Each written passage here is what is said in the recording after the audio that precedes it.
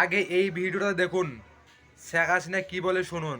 High কমিশনে ঢুকে জাতির পিতার ছবি নিয়ে অপমান করেছে, এত সাহস কোথা থেকে পায় আমি জিজ্ঞাসা করি।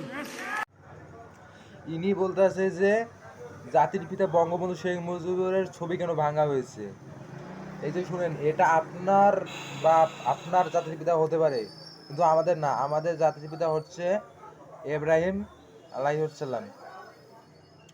এর জন্য এটা আপনার কোরআনের মধ্যে আছে যে মুক্তি বানা জায়েজ না। আর আপনি তো মুক্তি বানাচ্ছেন, এটা ভাঙ্গা জায়েজ আছে। আর আপনি অতীতে গিয়ে হুমকি দেওয়া কোনো লাভ নাই। আপনি দেশে এসে কি করে দেখা যাবে। এটা আপনার জাতির পিতা হতে পারে, কিন্তু আমাদের না। বুঝছেন নি? যে হাত দিয়ে জাতির পিতার ওই ছবি নিয়ে তারা ভেঙেছে।